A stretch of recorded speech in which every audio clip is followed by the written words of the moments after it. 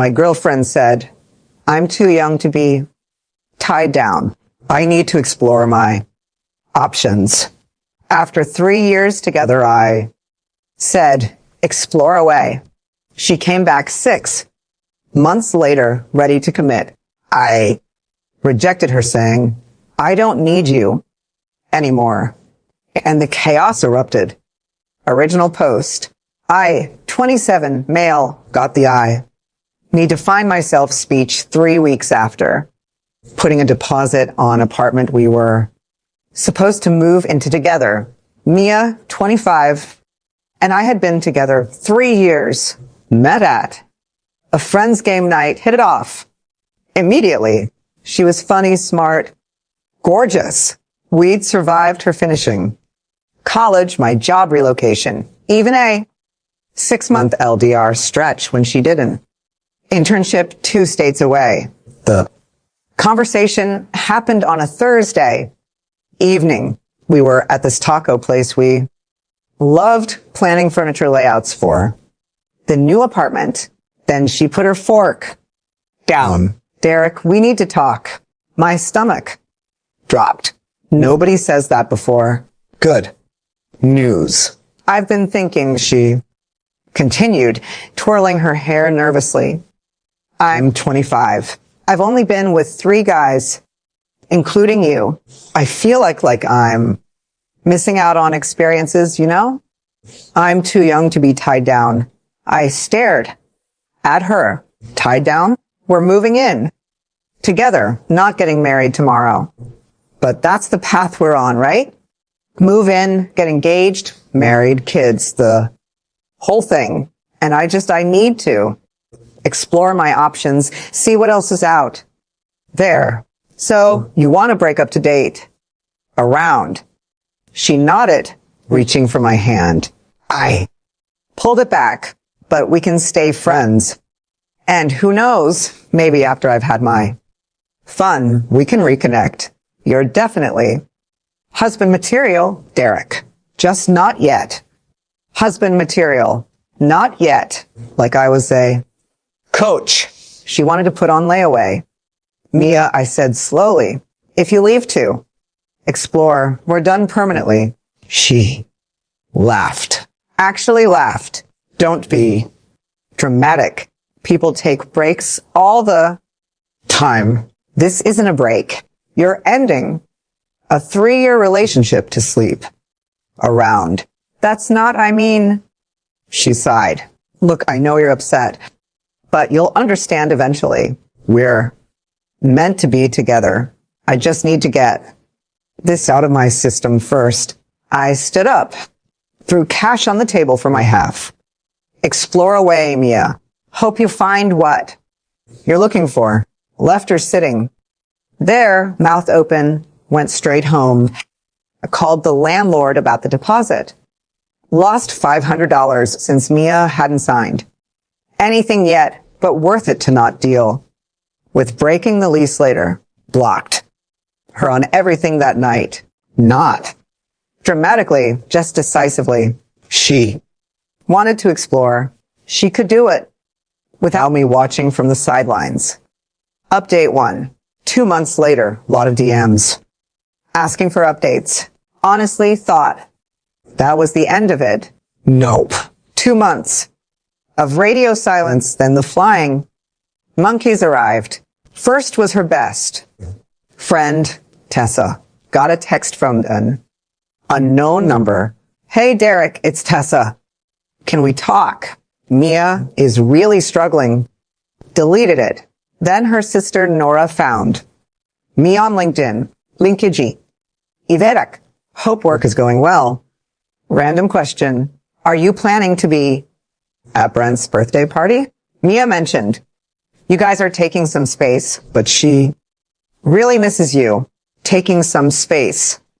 Like I'm on vacation. Didn't respond. Then came the accidental run-ins. Suddenly Mia's at my coffee shop, my grocery store, the bookstore I go to. Every Saturday, each time acting surprised. Derek, oh wow, what are the odds? The third time, I just said pretty Hi, since you know my routine. She tried to look offended. I shop here too. Since when? You hate this store? You said their produce section smells weird. People change, she huffed. Exactly, I said, taking my cart to self-checkout. But here's what killed me. Mutual friends started telling me about her exploration phase. Different guy. Every week on her Instagram stories. Clubbing constantly. Vegas trip with some dude she met on Hinge. Living her best life, apparently. Meanwhile, I was just living. Started playing in a rec league basketball team. Took a coding boot camp my company offered. Got promoted to team lead. Turns out, focusing on work when you're not. Planning romantic dinners constantly really boosts productivity. Then last week happened. Got home from basketball. Practiced to find Mia sitting outside my apartment door, not dressed for clubbing. This time wearing the old college hoodie of mine she'd kept. We need to talk, she said. No, we don't. I unlocked my door. She stood up. Please, Derek. 5 minutes. You had 3 years. You traded them for 6 months of exploration. How'd that work out? Tears started. I made a mistake. Okay. I explored. I dated. I had my fun. And you know what I learned? That you're the one I want. I actually laughed. I'm the one you want now after you've test driven every other option. That's not fair, isn't it? You literally told me I was husband material. You wanted to save for later. Like I'd just be waiting on the shelf. I thought you would wait. We had 3 years together. Had. Past tense. You ended it to go have fun. And now I'm ending the fun to be with you. The entitlement. The absolute entitlement. Mia, I'm seeing someone. That was a lie. I wasn't, but watching her face crumble was worth it. What? Who? For how long? Doesn't matter. What? Matters is I moved on like you wanted. I didn't want you to move on. I wanted you to be there when I came back. There it was. The truth. Go home, Mia. She didn't. She sat back down. I'll wait. You'll realize we're meant to be together. I called building security. Told them my ex was trespassing. They escorted her out while she yelled about true love and second chances. That should have been the end of it. It wasn't. Update to the escalation. The day after security removed her, the campaign started. First, she showed up at my job, told reception she was my girlfriend and needed to drop off my medication. Security called me down.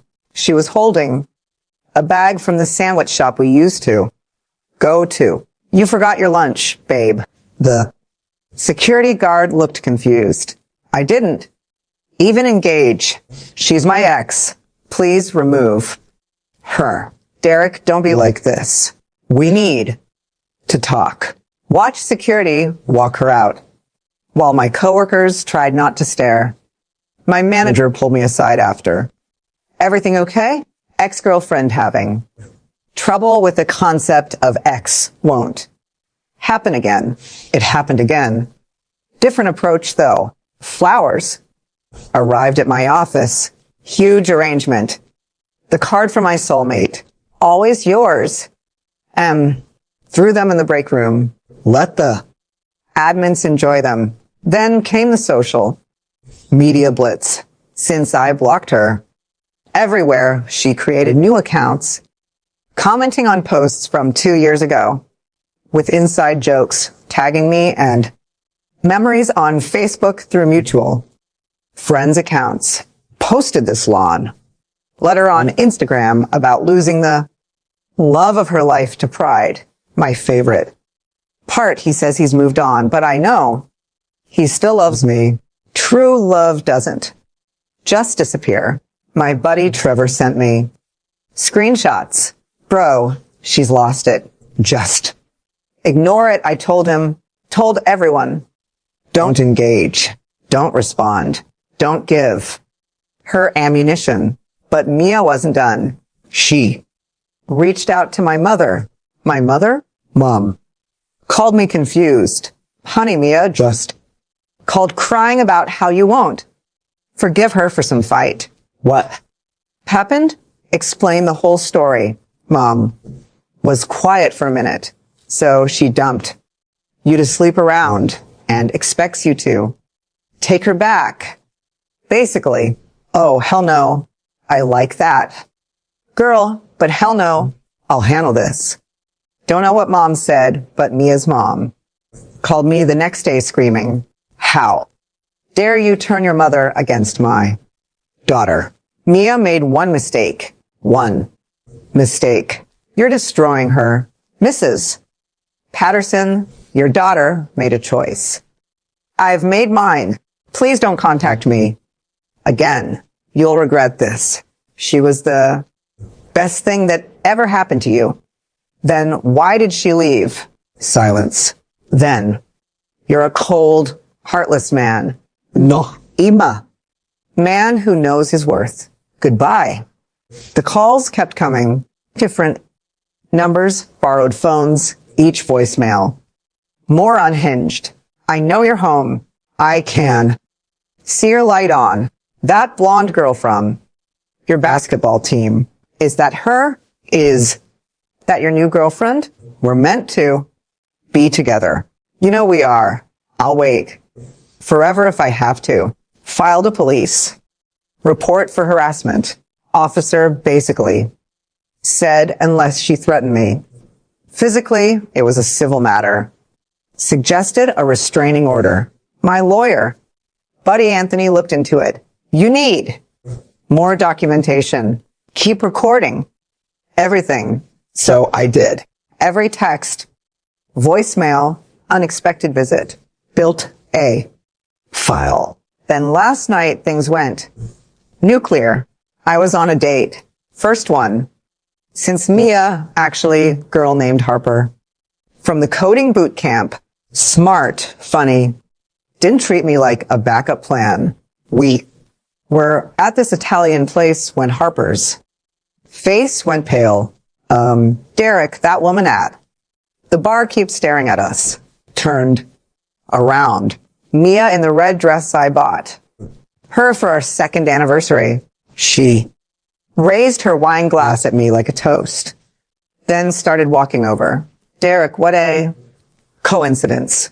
You need to leave. She looked at Harper. Oh, I've Mia. Derek's girlfriend. Well, ex, but not for long. Smiled like a shark. Harper started to stand. I touched her hand. Stay, please. Turn to Mia. You're embarrassing yourself. Am I? Or are you embarrassing yourself with this obvious rebound? Harper laughed. Actually left. Lady, I don't know what your deal is, but this is just sad. Mia's face twisted. Excuse me. You heard me. Whatever you had with Derek, you threw it away. Now you're stalking him at restaurants. That's not romantic. It's pathetic. You don't know anything about us. I know he blocked you. I know you've been harassing him. I know you're about 3 seconds from getting arrested if you don't leave. I pulled out my phone. I'm calling the police. Mia grabbed it. Tried to grab it, knocked over Harper's wine in the process. It went everywhere. All over Harper's white blouse. The manager appeared immediately. Ma'am, you need to leave. I'm not going anywhere. This is my boyfriend. The ex-girlfriend? I corrected. Who's stalking me? Please call the police. The manager nodded to a waiter who pulled out his phone. Mia realized she'd miscalculated. Derek, don't do this. Please, you did this. Every choice, every escalation you did. This. Cops arrived 10 minutes later. Took statements from me. Perper, the manager, even other diners who saw everything. Mia tried to spin it as a misunderstanding, but Harper's wine. Soaked shirt told a different story. They didn't arrest her, but they gave her a criminal trespass warning for the restaurant and strongly suggested she leave me alone. As they escorted her out, she yelled, "This isn't over. Derek, we're meant to be together." Harper was incredible about it, even. Joked that she'd never had such an eventful first date. We grabbed pizza after, but the mood was pretty shot. She did kiss me goodnight, though, and said, "Call me when you get that." Restraining order filed for the emergency protective order this morning. Court date next week. Final update, the reckoning. Court day arrived. I showed up with Anthony and a folder thick with evidence. Mia showed up with her mom and what looked like a lawyer. She found on a bus bench ad. She dressed like she was going to church. Conservative dress. Minimal makeup, hair in a bun. The transformation from party girl back to good girl was almost impressive. Judge. Review the evidence, the texts, voicemails, witness statements from the restaurant, the police report, everything. Mia's lawyer tried to paint it as a misunderstanding between former lovers. Your Honor, my client simply wants closure. She's been trying to apologize for ending the relationship. Hastily, the judge looked at him over her glasses. Counselor, did you review the evidence? Specifically, the voicemail where your client says, and I quote, "I can see your light on." Even her lawyer looked uncomfortable. Then Mia asked to speak against her lawyer's advice. Your Honor, Derek and I had 3 beautiful years together. I made one mistake. I asked for space to grow as a person, and now he's punishing me for it. The judge flipped through papers. You ended the relationship to, in your words, explore options. Yes, but, and Mr. Reed told you this would be, damn my mom. He was upset. He didn't mean it. Ma'am, you're 25 years old. Enough to understand consequences. You ended a relationship. He accepted it and moved on. Your refusal to accept his decision has led to stalking, harassment, and assault. I didn't assault anyone. I knocked over a glass while attempting to grab his phone after following him to a restaurant while he was on a date. Mia started crying. I just wanted him back. Is that a crime? The stalking and harassment? Actually, yes. Restraining order granted. 2 years. No contact. Stay 500 feet away. The whole deal. As we left the courthouse, her mom cornered me in the parking lot. Are you happy now? You've humiliated her, destroyed her reputation. Mrs. Patterson, Mia did this to herself. She loved you. No, she loved the idea of having me waiting as a backup plan. There's a difference. You'll die alone. With that attitude, Anthony stepped in. Ma'am, any further contact from you or your family will be considered violation of the protective order by proxy. Walk away. She huffed off, but not before spitting out. Yeah, she was too good for you anyway, right? That's why she was stalking me. The aftermath was swift. Mia lost her job. Turns out showing up to work sporadically because you're too busy stalking your ex doesn't impress employers. Her Instagram went from party pics to motivational quotes about surviving narcissistic abuse and rising from the ashes. Tessa reached out last time through a mutual friend, Just. So, Mia's in therapy now. She realizes she messed up. Maybe in a year or two you could consider no, but tell. Her therapy is great. Hope she learns from this. But we're never getting back together ever. You're really cold. You know that? No. I'm someone who knows you. Can't treat people like safety nets.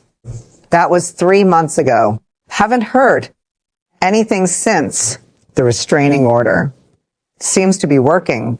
Harper and I are still dating, taking it slow, but it's nice being with someone who actually wants to be with me, not just keeping me as an option. She jokes that she knew I was worth it when my crazy ex showed up. Only quality guys have stalkers that committed. Dark humor, but it helps. My mom still randomly texts me, thank God. You didn't marry that girl about once a week. Dad just says, I handled it better than he would have. The funny thing, if Mia had just broken up with me, normally said she wasn't feeling it anymore, wanted different things, I would have been hurt, but I would have understood.